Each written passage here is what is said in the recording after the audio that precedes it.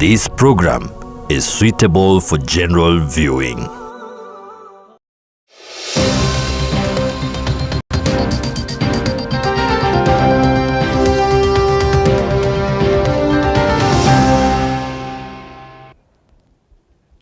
Assalamu alaikum wa rahmatullahi wa barakatuh. It is yet another Friday that Allah has granted us, and we say Alhamdulillah. Again, it is my hope and prayer that you are having a wonderful and bright morning. My name is Zamzam Ahmed, and this is the Muslim Insight. Today we have plenty in store for you. But before that, let's get the headlines.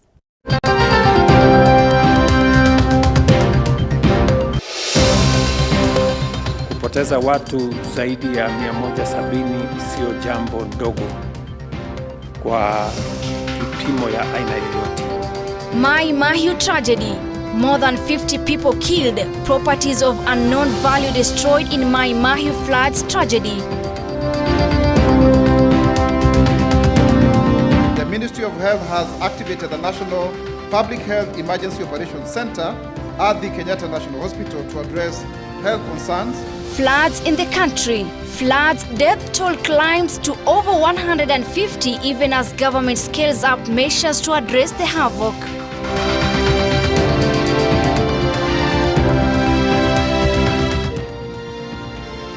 Hostage swap deal. Hamas maintains its demands that Israel must end the war as hostage swap deal negotiations continue.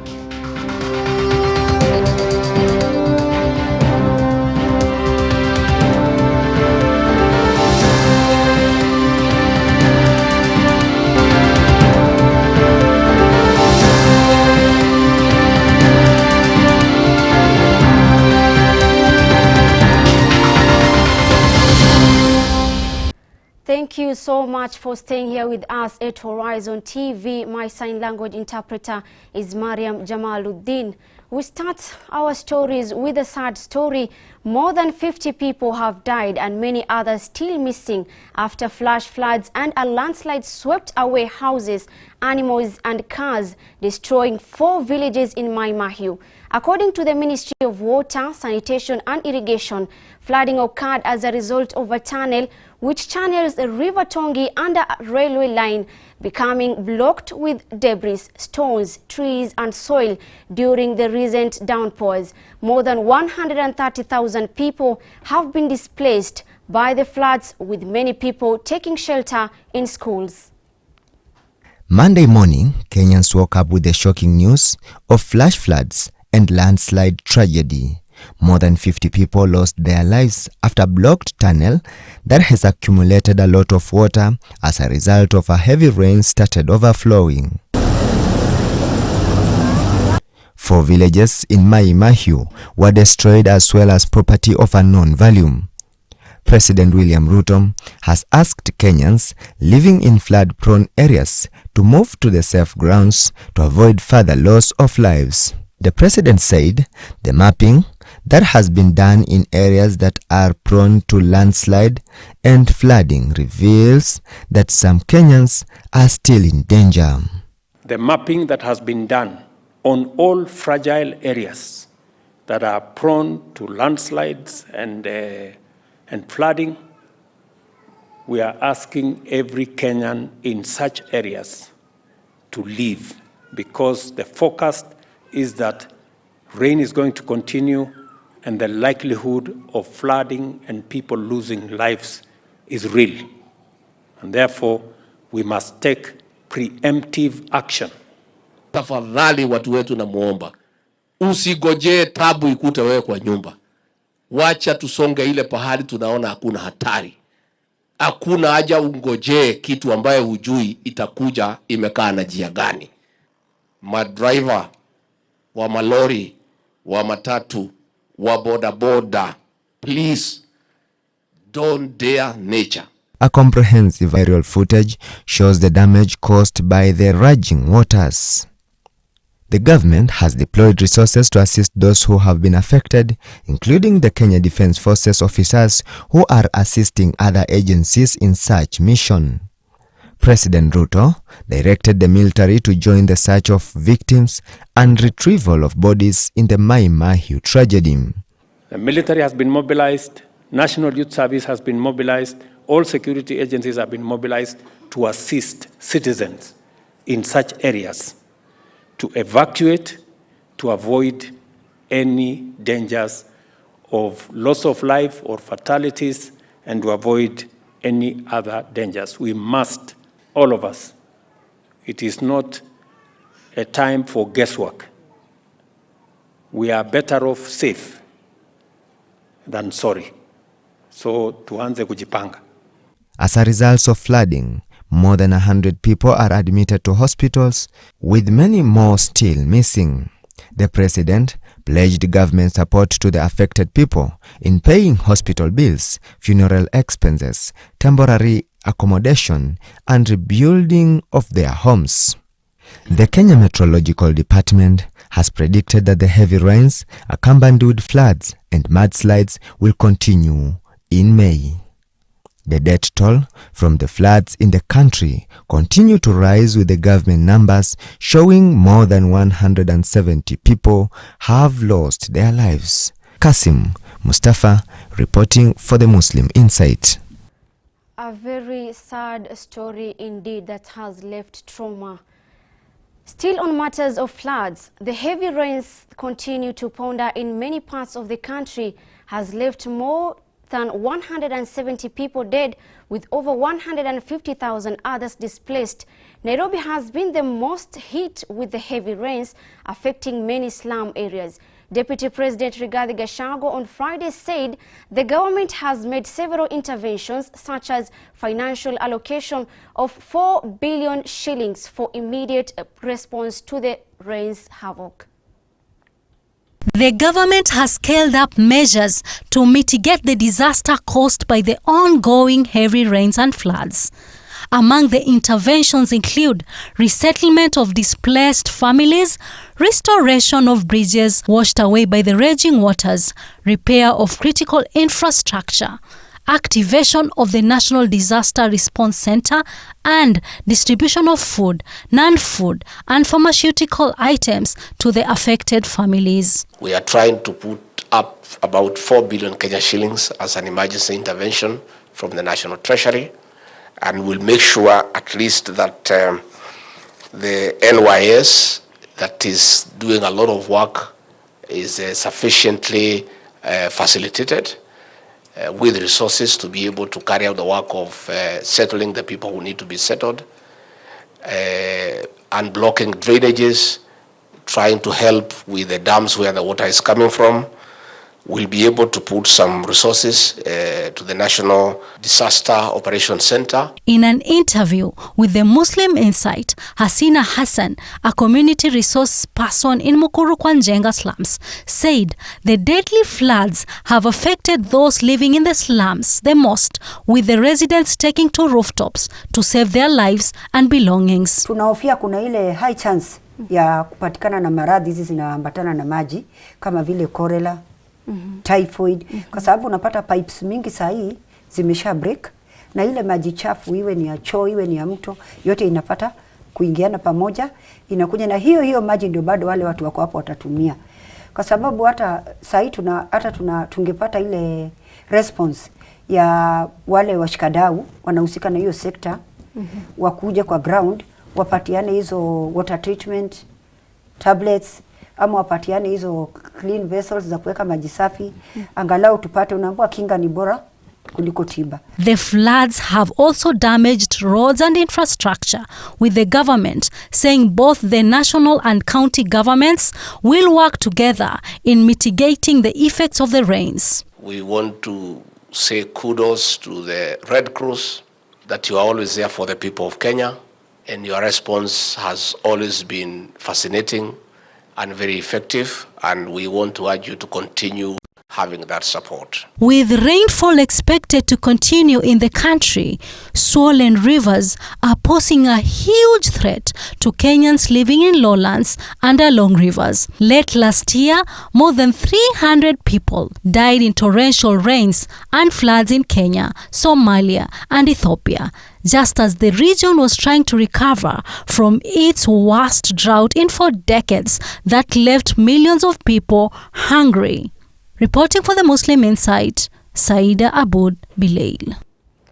Moving on, the country has witnessed heavy and persistent rainfall accompanied by severe storms that has resulted in widespread flooding that have killed, displaced families and destroyed properties across the country. Speaking to the media, government spokesperson Dr. Isaac Moura said the government has initiated the distribution of food and non-food items to the affected areas with rescue operations and facilitation of transportation in areas where roads are inaccessible. Continuing.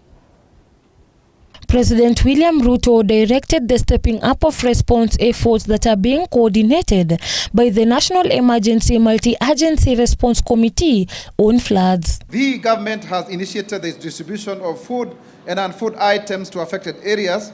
Furthermore, boats have been deployed to assist in rescue operations and to facilitate transportation in areas where roads are inaccessible. The National Government Communications Center will continue to update Kenyans on flooding, and we urge everyone to stay safe by avoiding flooded areas and practicing caution around fast-moving water. Let's prioritize safety and take necessary precautionary measures during this time. Residents have been urged to move to higher grounds, especially in areas including Rift Valley, Highlands, west and east of the Rift Valley, including the Nairobi area, southeast lowlands, Lake Victoria Basin, and the coastal region. If you look at the Masinga Dam, it's a 3 by 3 kilometer radius, and it has spilled over by another 2 kilometers. And already, because of the previous rains, that control cannot be ascertained because it has actually spilled over by about 1.2 meters high. So please, fellow Kenyans, please move away from this. We are also expecting mudslides, because of the earth, giving in, because of the saturated soil. The Kenya Defence Forces have been put on standby to help in the construction of damaged roads across the country. Tuko na Major General Nkoimo ambaye ndiye anaongoza kikosi hiki akisaidiwa na mkurugenzi wa hii National Disaster Operations Center na pia AIG wa polisi hapa. Kwa hivyo na NYS ambao wanafanya kazi nzuri sana, na tutaendelea kuwa hapa, tupigie simu hapa. For the sake of our economy, we may not be able to do so, but we are appealing them as a patriotic Kenyans to actually assist in this situation so that we don't lose more lives as they are being transported to the hospitals and what have you. The floods have submerged numerous settlements, displacing over 24,000 households and endangering others. Reporting for Muslim Insight, my name is Mariam Sa. Now moving on, Jamia Mosque Nairobi, in collaboration with a consortium of Muslim organizations, have launched an emergency appeal for the flood-stricken families who are in urgent need of assistance. The fundraising drive aims to raise funds to provide urgent relief, food aid, clothing and other necessities to thousands of people who have been left homeless after raging floodwaters submerged their homes as a result of heavy rains. Organizations which are part of the initiative include Jamia Mosque Nairobi, Al-Mu'min Foundation, National Muslim Leaders Forum NAMLEF, Supreme Council of Kenya Muslim SUPKEM, Zakat Kenya, Masjid Al-Amin, among others. Just here in Nairobi, people have lost lives, people have lost property, people have lost clothes, they don't have anything. Just imagine one day you wake up, you don't have your family, you don't have a house, you have nothing to wear. So by the grace of Allah, we have a consortium of different organizations that have come together, being led by Jamia Mosque, SUPKEM, NAMLEF, Ma'ad Da'wah organization. We have different mosques. We have Al-Amin Mosque, we have Masjid Salam, we also have Parklands Mosque, amongst many other organizations. And we are receiving anything that you can bring to give the family. We are receiving 4 things. We are receiving blankets, we are receiving clothes, we are receiving dry ration foods, and also we are receiving cash. So if you want to bring food, you can bring it at Jamia. We'll keep on our stores and it will be distributed. If you want to bring clothes, we will accept them. Also blankets and also cash. And the pay bill number is the Jamia number 150770, the one that you use every now and then for contribution. And the account is floods. You write floods. 150770, that is our pay bill number. Account, you write floods, and whatever Allah grants you the capability to give, you give, inshallah. They say sharing is caring. Indeed, a great initiative that has been taken by the Jamia Mosque, Nairobi. Now moving on, Muslims have been urged to embrace the ethos of hard work, not only for worldly gains, but also as an investment in their spiritual journey towards the hereafter. Speaking during Friday sermon at Jamia Mosque, Nairobi, Sheikh Ahmed Adman said it was important to strive for excellence in all facets of life.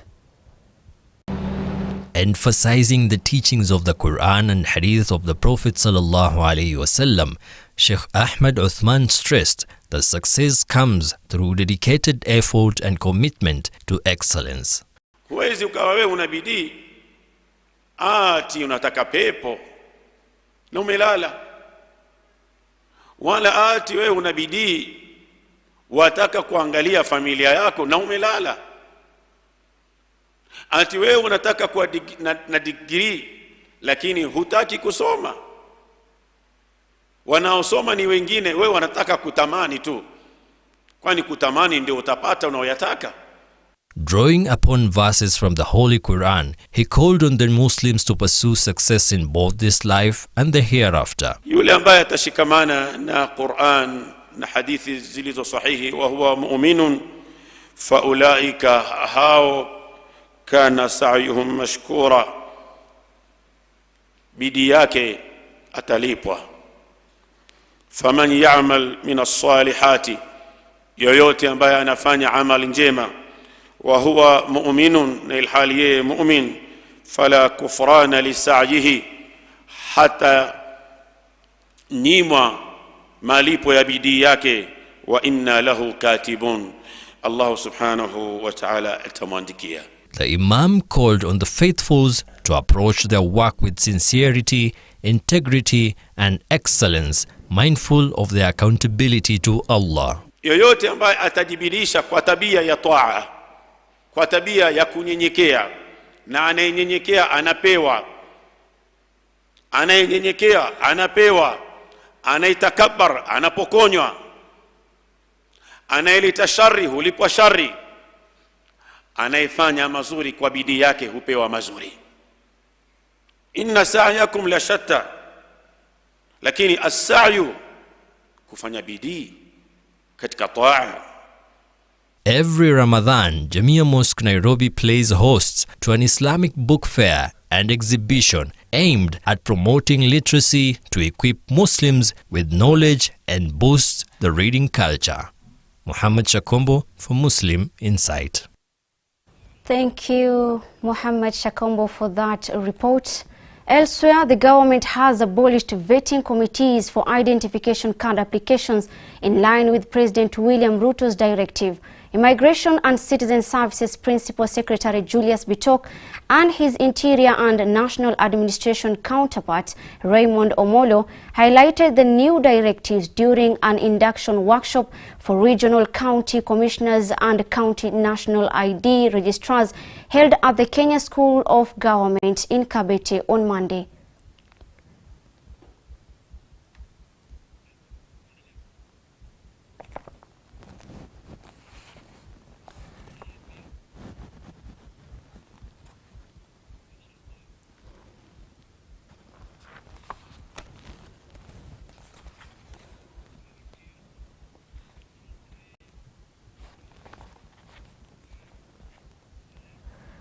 Switching gears, the First Lady Mama Rachel Ruto has urged university students to build innovative technology-driven solutions that supplement the national landscape and ecosystem restoration campaign.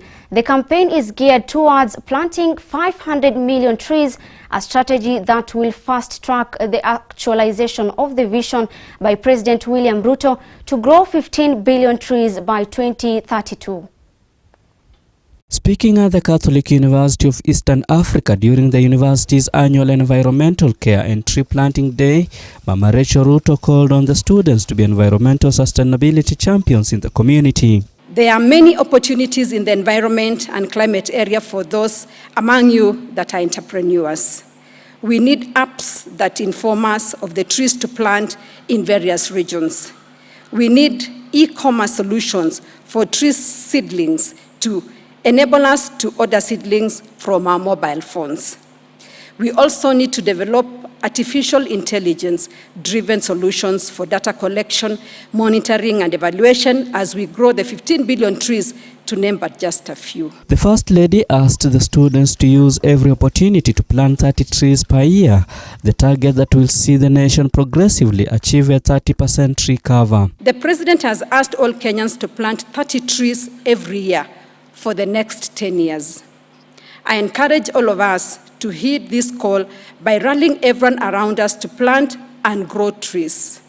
Let us celebrate our birthdays, anniversaries, and outings by planting trees. Mama Rachel officially launched the First Lady's Landscape and Ecosystem Restoration Strategy and Implementation Plan that incorporates women, youth, learners, and advocates for green financing to bridge the funding gaps in restoration activities. With the knowledge acquired, we will contribute to enhancing our daily living, decision-making, and also selecting the best species to integrate into different environments, including our homes, to ensure a good and thriving ecosystem. The plan also incorporates agroforestry, promotes green jobs and nature-based enterprises, and encourages women and youth to participate in the green and circular economies. Institutions of higher learning, like yourselves, should be at the forefront of championing environmental and climate change initiatives and take advantage of the existing opportunities to build a knowledge layer through research, implementation, monitoring and evaluation, technology integration, and enterprise. Dr. Beatrice Inyangala, Principal Secretary, State Department for Higher Education and Research, said higher education institutions are working closely with the government to prepare students for jobs and enterprise opportunities in the green economy. As universities, we are aware that the green economy promises over 60 million jobs. So we are working very closely to skill our students to take advantage of the jobs that are emerging from this green economy. The government targets to have 30% of the 15 billion trees as fruit trees in an effort to improve nutritional and food security, create employment, and spur socio-economic development. Reporting for the Muslim Insight, I am Aban Shehemi. Now on matters of education. As Monday, May 6th marks the rescheduled reopening of schools, parents are confronting unexpected financial strains. Initially set for April 29th, the government delayed the reopening due to safety concerns due to floods crisis that are ongoing countrywide. This sudden change left parents who had already spent money on transporting their children to school feeling frustrated. Families are expressing concerns about the added pressure on their budgets. The unforeseen delay has reignited conversations about fair access to education, particularly amidst economic uncertainties. Sasa kama wazazi, kuna wale watoto ambao wanakaa mbali, wanakaa hapo, wanasoma kule Udisafu na wanakaa huko Nairobi. So walikuwa already washaenda. Sasa watoto wamefika shuleni na serikali inasema shule hazijafunguliwa. Wamepatia hao wazazi mzigo kurudisha watoto nyumbani, na tena tarehe 6 ndio hiyo watarudi shuleni. Na hata kama ilikuwa ni mambo kuhusu hii mambo ya flood ambayo inaendelea, interval ya wiki moja haina manufaa kwa wazazi, kwa sababu wale ambao hata wameathirika hawatakuwa wamehili. Hii mambo ya wanafunzi kufungua baada ya next week, unajua hao watabiri wa hali ya hewa ndio inafaa watupange before, yani next week, kwa sababu next week ikifika kuna wale tena watatuma wazazi wanafunzi kwa barabara waende shule, na kishafika huko labda hakuna wanafunzi. So unaona itakuwa imetuaffect sisi kama wazazi, kwa sababu ya ile cost ya kushinda umelipa kofea kwa barabara nini. Alafu tena unaona mtoto mwenyewe tena ile syllabus nini atakuwa amelose mingi, kwa sababu sasa akishaenda shule anarudishwa, naenda shule anarudishwa. So hata mwalimu ile kukapcha na vinyeo hiyo muda wote watakuwa wamekaa nyumbani, itakuwa ni ngumu sana. So la muhimu ni kwamba serikali yafaa inaangalia kwanza, aisitue tu wananchi, kwa sababu hao ndio wanajua. Hii mvua ilitangazwa kitambo, kuna mvua na ingali inaendelea, yote haijaonyesha dalili ya kufanya nini, ya kuisha. Umeona hata Mai juzi damu imepasuka, imeua watu. So wazazi wako na shida mingi, serikali iangalie vile itawasaidia. Jambo lingine, kuna wale ambao wameathirika na hii flood, wengine makazi wameipata katika shule zitakapofunguliwa, hawa wengi wenye wako hapo wataenda serikali haijaweka mikakati mahali watae. So kuna shida, Kenya kuna shida. Yeah. Last but not least, Hamas has announced that it has received Israel's official response to a hostage swap and ceasefire proposal it sent to Egypt and Qatar on April 13, 2024. Hamas has maintained its demands that any agreement between Israel must end the war. Hamas is estimated to be holding more than 130 Israeli hostages, while Tel Aviv is holding more than 9,100 Palestinians in its jails. Hamas is demanding an end to Israel's deadly offense on the Gaza Strip and the withdrawal of Israeli forces from the territory for any hostage prisoner swap deal with Tel Aviv. The Israeli-Hamas war has left more than 34,000 Palestinians dead, mostly women and children, and over 70,000 others injured amid mass destruction and severe shortages of necessities. A previous deal in November last year saw the release of 81 Israelis and 24 foreigners in exchange for 240 Palestinians, including 71 women and 169 children. Global calls for a ceasefire have been growing as the war has entered its 7th month. Israel stands accused of genocide at the International Court of Justice. Reporting for the Muslim Insight, my name is Hafsa Fahmi. Indeed, plenty to absorb after the floods tragedy occurred in so many different parts of the country. The Muslim Insight takes a short break, but when we come back, we are going to have a Friday bulletin.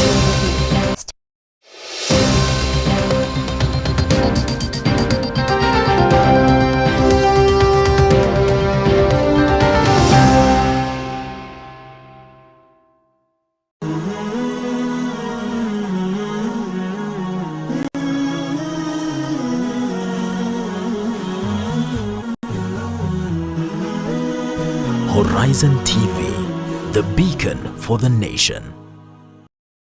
Kuna faida gani twapata tukimjua Mtume sallallahu alayhi wasallam, nabii mwenye ushawishi mkubwa duniani? Tukizikwa tukitiwa kaburini, tutaulizwa haya maswali matatu: man rabbuk, ma dinuk, man nabiyuk. Sheikh Jamaluddin anakupa simulizi. Huwezi kumpenda mtu usiyemjua na kutambua sunna zake, lakini ukimjua na ukimtambua Mtume Muhammad sallallahu alayhi wasallam, mapenzi yako yatazidi. Ufahamu Rasulullah, familia na maswahaba wake.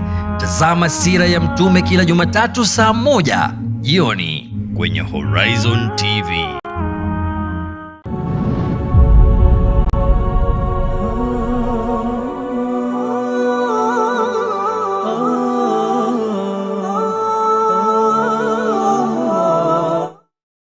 أعوذ بالله من الشيطان الرجيم. يا أيها الذين آمنوا إذا نودي للصلاة من يوم الجمعة فاسعوا إلى ذكر الله وذروا البيع ذلكم خير لكم إن كنتم تعلمون. Enyi mlioamini, munapoitwa kuhudhuria swala ya Ijumaa, fanyeni haraka kuikimbilia muache biashara zenu, hilo ni bora ikiwa mwelewa. Isikilizeni kwa umakinifu khutba ya Ijumaa ili uzidi kujenga imani yako na kupata faida nyingi ya siku hii. Coming to you every Friday from Jamia Mosque, Nairobi. Live on Horizon TV.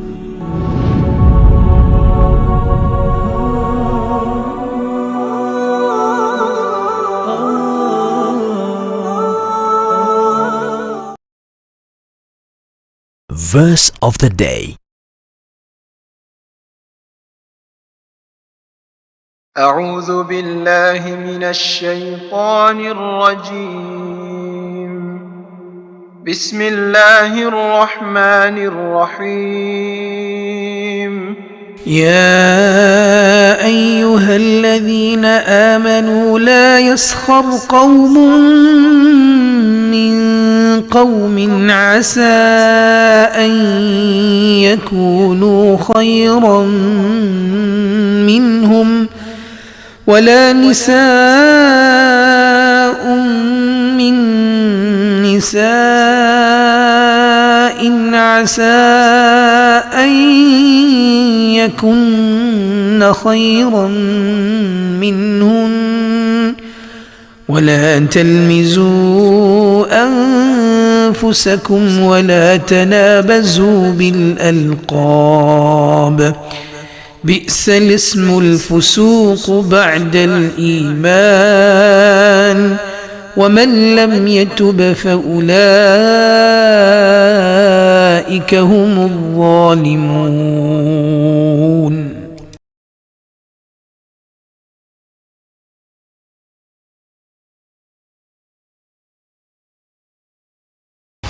Kitabu chenye uongofu kilichoteremshwa kwa mpangilio maalum. Sura ikiitwa Madania inamaanisha iliteremshwa Mtume sallallahu alaihi wasallam alipokuwa kwa Madina. Kila sura imepewa jina rasmi na sababu zake za kimsingi. Inaitwa Suratun Nisa'il Kubra, sura ya wanawake kubwa. Fahamu sababu za kuteremshwa Qur'an na matukio ya kipekee katika utaratibu huu. Asema Mwenyezi Mungu wa Nuha, nakumbukeni kisa cha Nuh tulipomlingania kabla, tukamjibu yale mambo aliyoyaomba, tukawa ni wenye kumwokoa yeye na ahli yake. Ungana na Profesa Muhammad Salim Badamana katika malengo ya Qur'an kila siku ya Jumapili saa 11 kamili jioni katika Horizon TV.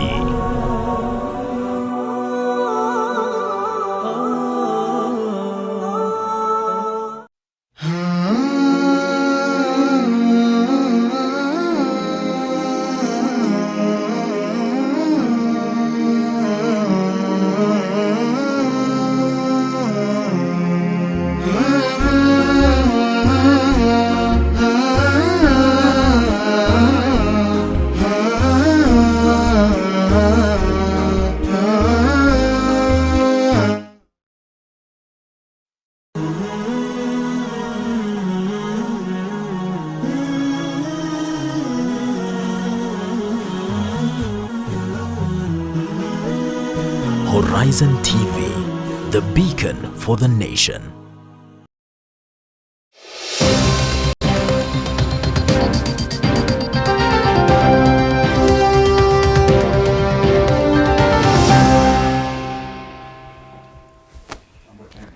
Assalamu alaikum wa rahmatullahi wa barakatuh. Welcome back and thank you so much for staying here with us at Horizon TV. This is our second segment of the Muslim Insight Show, and we are going to have a discussion on the Friday Bulletin review.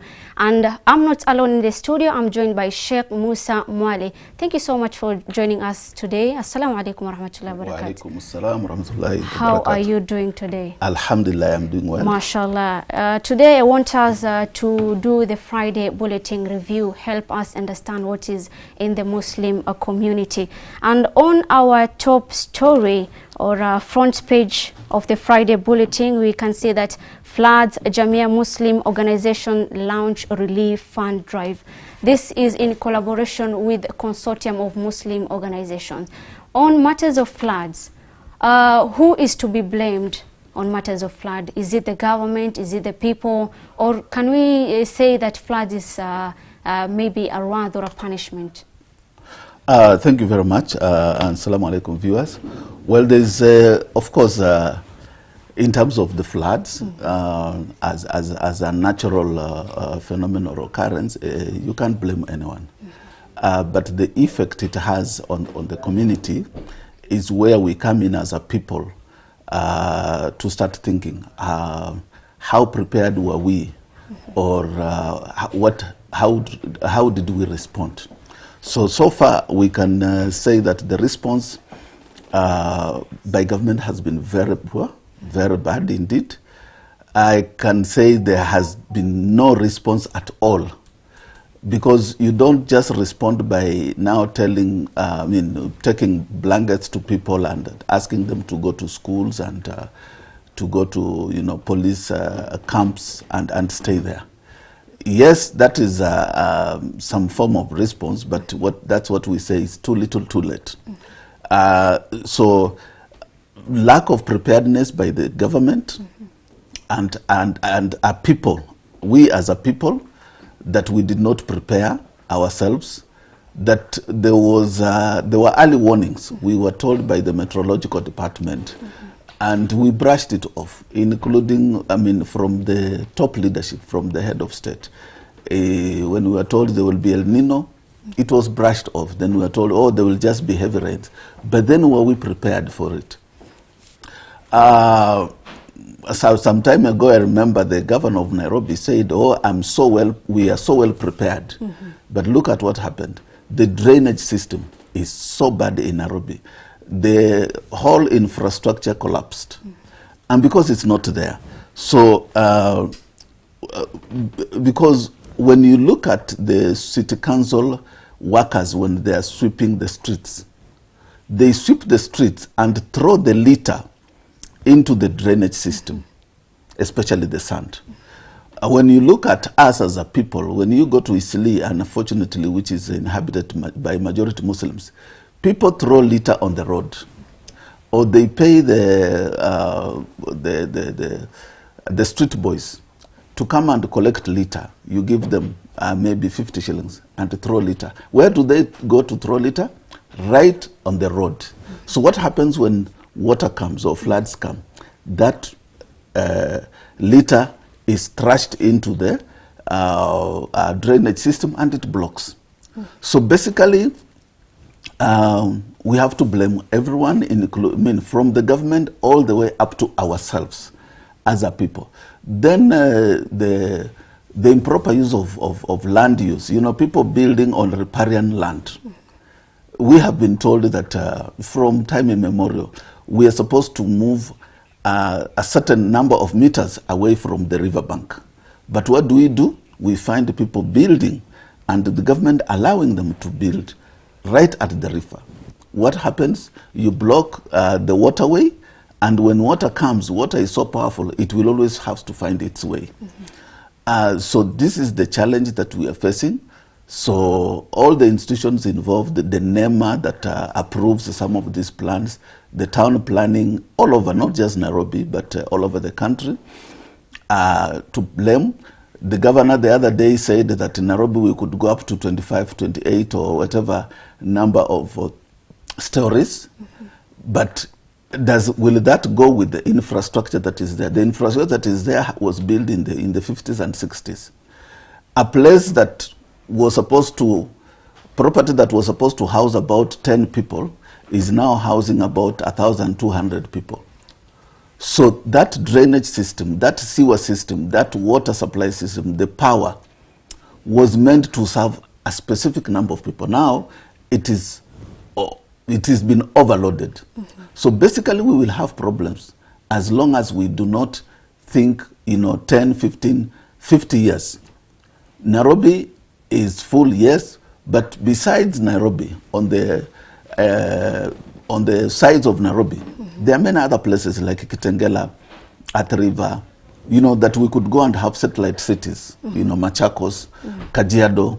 Why can't we move some of the services, some of the constructions, and take them to those cities, those urban areas, so that they become part of Nairobi. We do not have to build in Nairobi. We do not have to build Runda upward. We do not have to build in Kileleshwa upward, because we do not have the infrastructure to support that. So basically, that's what we are saying, that we as a country and as a people, we have failed to respond. And then priority right now, rather than focusing on interventions, the government is busy focusing on politics, on doing, affordable housing. Right now, people need to be resettled. People need to be given opportunities to be in places where they will not be affected by the water and the rains. It's not about giving them affordable housing. How long will it take to build a house? For someone in Mathare, how long will it take to build them a house? Another 18 months, by the time you build that house, the rain is over. So basically, I think that is it. Then, of course, the intervention as a community. We laud the efforts of Jamia Mosque and other institutions who are mobilizing support. But also this support has to be structured. I think it's the role of imams to tell us in their respective jurisdictions how many people have been affected, especially the Muslims. You know, when you go to places like Kibra, when you go to places like Korogocho, we have a lot of Muslims. So the imams there should be able to have told us, this number of Muslims have been affected in my area. We have widows, we have orphans, we have elderly, we have houses that have been swept away. So these are 10 houses have been swept away. We have 3 orphans, we have people who have died, like 2 of them have died, and all that. So even our imams, we have to task them with that information, with the responsibility to share information. Let's not just say we are mobilizing support. We are, yes, mobilizing support for people in Garissa and people in at the Tana River and elsewhere. But what about people in Nairobi who are very, very close to us, like here in Jamia? Now, on matters of response or Yes. the measures that has been taken by the community, you can see that Jamia is a community. And it is said that once a person is born, he or she becomes the property of the government. We can see that floods have affected so many sectors, education sectors, health sectors. We can see that families have lost their loved ones. We also see that they have lost their properties. Maybe what are the measures that the government should take, as much as we are saying that, or they are saying that a person is a property of the government? Of course, we as Kenyans, of course, we have all we have the basic rights, and some of the basic rights is of course provision of health care, protection of life and property and all that. And therefore, the government should put in place mechanism to ensure that all these things are provided for. So when you talk about health care, it's crucial, because the water is coming with, of course, it will come with waterborne diseases. So how prepared are we? Unfortunately, right now, the government is battling with the strike of the doctors. And unfortunately, it's not a priority of this government, especially to put measures in place to help, because rather than focusing on negotiating with the doctors, they are threatening to sack them. The few that we have, they're threatening to sack them. And instead, they are busy planning on how to employ more CASs, positions that do not contribute anything to the Kenyan people. Rather, it takes away money from them. So rather than focusing on the healthcare system, we are focusing on something else. So the government is also squarely to blame for the collapse of the health infrastructure and the health sector. And therefore, it cannot escape that. In terms of education, I love that the education ministry moved, although late, but moved in good time to avert some disaster by closing or postponing the opening of schools. But even when we are thinking of opening schools on Monday, are we sure that some of the pit latrines that are being used by the peoples are safe? Because many schools use pit latrines. Are they safe with these rains? And we're not going to see collapse of pit latrines, in some schools. and the healthcare system. I mean, so we need to focus that we need to have interventions where we are going to protect the children. So let people not start blaming the government, especially, oh, why did they postpone schools? Because if your child would have gone to school and they get stuck, like during the last El Nino where people lost children, not because of anything, but because a child goes to school from Dandora, they go to school in Kibra, and when they leave school, there's no means to transport them back home. So by 2 o'clock in the morning, by 2 a.m. in the morning, you're still waiting for your child. There are no phones, you don't know where the child is and all that. So it is good that the government postponed the opening of schools, but they should also now ensure that come Monday, the rains are still with us here, that they strictly adhere to the maybe 2:30 or 3 p.m. closure of schools, so that by 3, every child has to leave school and go back home. Because if you wait at 4, then the rains come just at that particular time. So it's a relief that they postponed the opening dates. Yes, it is a relief. But what can you tell about the communication system of the government? Well, it was poor because it was done at the last minute. Kids, especially boarding schools, had already children who go to boarding schools or learners who go to boarding schools had already started traveling, and some were already in school. So how do you tell a child who comes from Kakamega and has gone all the way, because they go to school in Shimolatewa, Mombasa, and they are in Kibwezi on their way to school, that school has been postponed? Where do they go to? And some of these things, even raising, leave alone school fees, raising bus fare to go to school is a challenge. So by the time they reach school, they told all schools have been postponed. And then, of course, then schools have to make do or accommodate those ones who are there. They cannot start learning because it will be unfair to those ones who have not reported. But then the schools have now to meet the expenses of hosting those ones for a whole week. So the communication was poor, but the decision to postpone was very good, and we have to laud the government for that. Now, moving on page 2, on matters that still concerns us Kenyans. You can see that Governor Jama says government to fight insecurity in Garissa. What can you talk about, or can you say on the insecurity issues in the country amidst the flood tragedy? Well, the insecurity issue has been there with us, but partly it's because of corruption. Because some of the people who cause insecurity, especially in northern Kenya, come across the border. How do they find themselves in our country with weapons? They pass through borders, and our borders are still manned. Quite a number of them are well manned. A few of them, are not manned, and therefore there are some entry points that people can take. However, we proud ourselves of being the most, in terms of investigation, in terms of what do we call it, intelligence, one of the most intelligent country in the world. But then we are not able to detect some of these criminal elements until a crime has happened.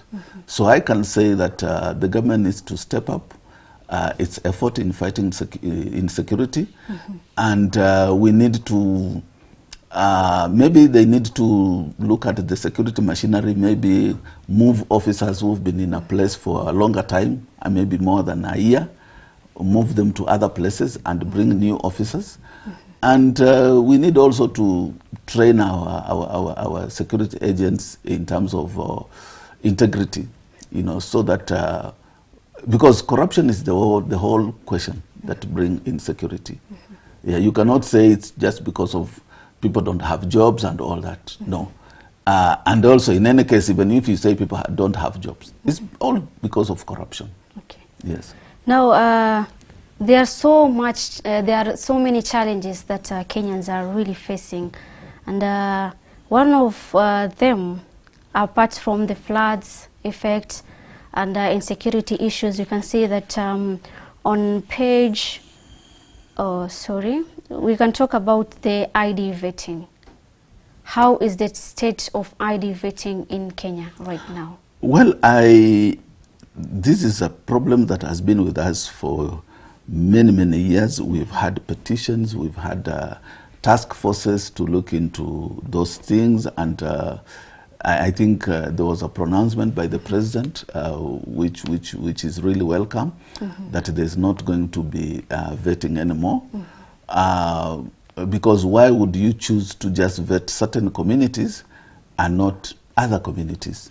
So I think it's a problem that has been with us. I believe that with the pronouncement of the president, if there is a political goodwill, that will be carried down to the officers who are in charge, because the vetting process attracts a lot of corruption also. So if that can be followed by the practical implementation of the pronouncement, which is almost like a policy, then that will be very good, especially for us as Muslims, because we suffer the brunt of vetting. You apply for an ID today, or you apply for a passport, and 2 years down the road, you've not gotten it. Now, so that means there is no vetting, right? The steps that has been taken, this one step, the ID vetting committee is dissolved. Is it a good step for Kenyans, or?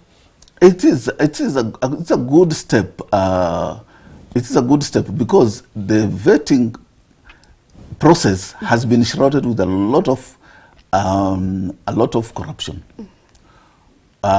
We have witnessed a number of people who are foreigners who come in, and within a few months, they do not only have birth certificates, but they also have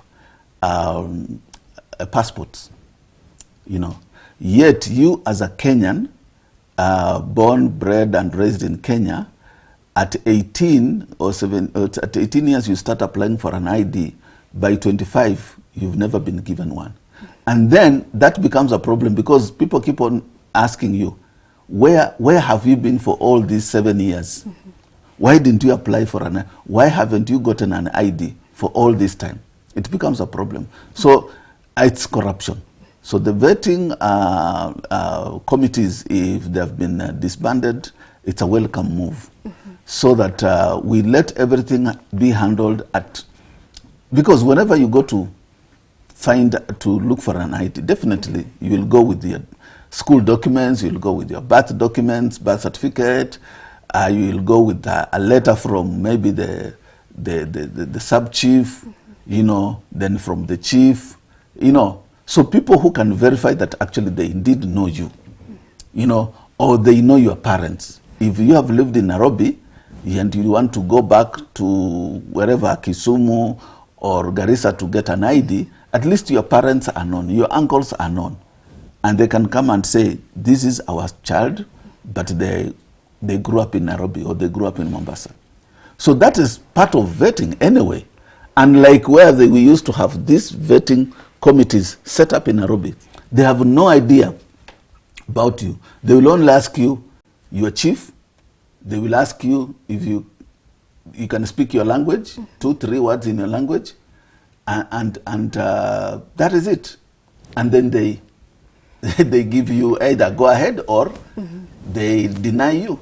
You know, they say action speaks louder than words. Yes. Maybe in your point of view, do you think that this is something that can be taken, that can be done by, like, is it something that they are sure of it can be done in future? Definitely. Or it's just for the face of the magazine, the eyes of the viewers? No, definitely. I think that's why I was saying that the pronouncement, being a policy issue, we pray that it will be followed by action, and it's something that is doable. Of course, we also have to be careful not to have foreigners just come in and acquire our national documents, but that can be taken care of through the mechanism that we've just said. that has always been there. Before you get an ID, you go through your local leadership, you know, the sub-chief. We also have the Nyumba Kumi. The Nyumba Kumis now are there, then the head of the area, then you have the sub-chief, you have the chief. All those officers, what are they supposed to do? They can do that. And it's how long will it take to vet? It will just take maybe 3-4 days. If I go to the sub-chief, they verify that I'm actually indeed born and bred in that region. Then you get a letter from the chief, and then you go to the registration officer. You know, so it's something doable, and if it can be followed by the action. Because what happens is the president or politicians will say one thing, but when you go down to the ground, the officers will tell you, me, I don't know and I don't care about that. Go to the president to give you an ID. Okay. Yeah. Now, those are the effects or challenges that Kenyan face in general. Let's look at the Muslim women. We can see on page 4, talks about 11 tips for Muslim women facing marital disputes. What can you say about the marital disputes? Well, that's a subject that I'm deeply involved in on a daily basis. Okay. And we have always said that, one, we need to go back to the old structures where we had aunties and uncles prepare young people before they get into marriage. We need to learn the institution of marriage and the responsibilities that it comes with. And we need to continuously seek intervention from both families and the community at large. We now have setups like, you know, counselors or marital therapists. We have institutions like, you know, in Jamia here you have Family Resource Center that provides intervention. So people should make use of these facilities. And I know quite a number of sheikhs who give a lot of darsa on issues to do with marriage. We should also endeavor to follow and listen to some of these darsas or attend some of these darsas. They will help us in terms of understanding. The Muslim sisters should also strive to know their rights as Muslims, as Muslim women, their rights and responsibilities in Islam. You don't just get married and you assume that because you're married to a sheikh, you're married to an imam, you're married to a da'i, you know, that your rights will be protected. They might also not know, or the human in them might take the best place, and then they will compromise some of these values.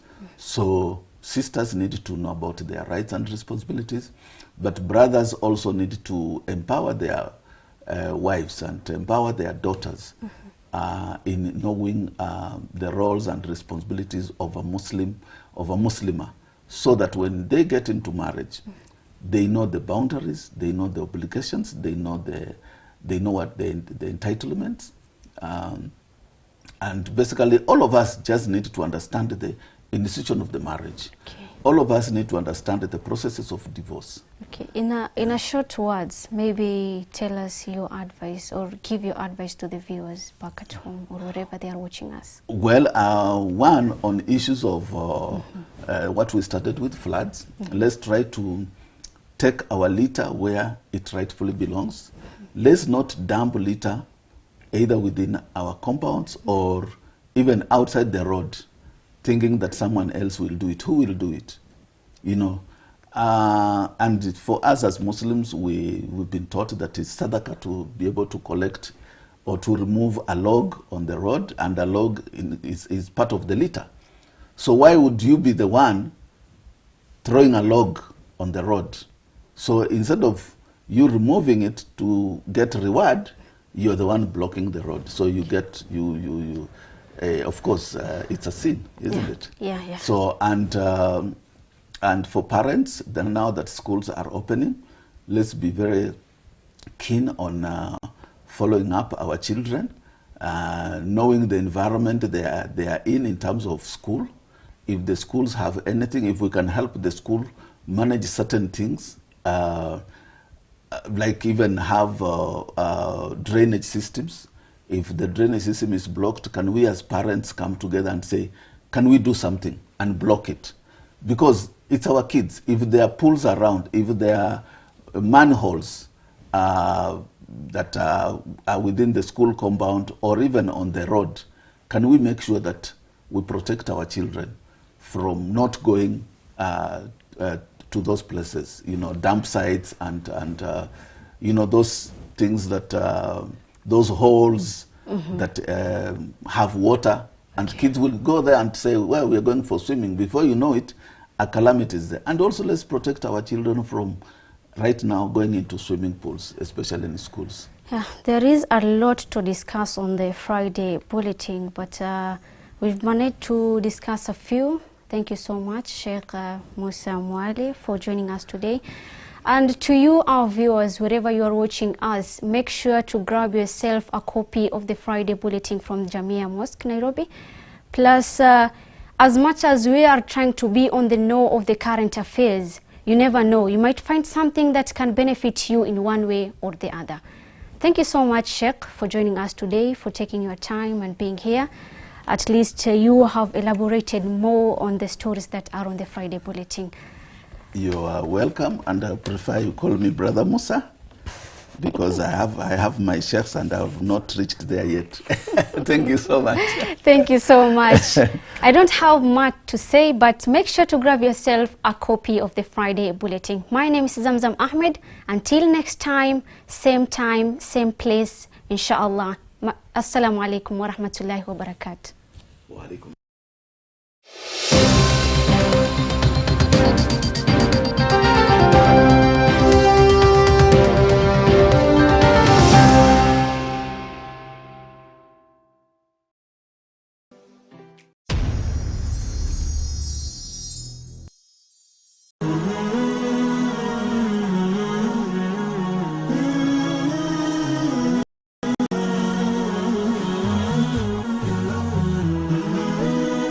Horizon TV, the beacon for the nation.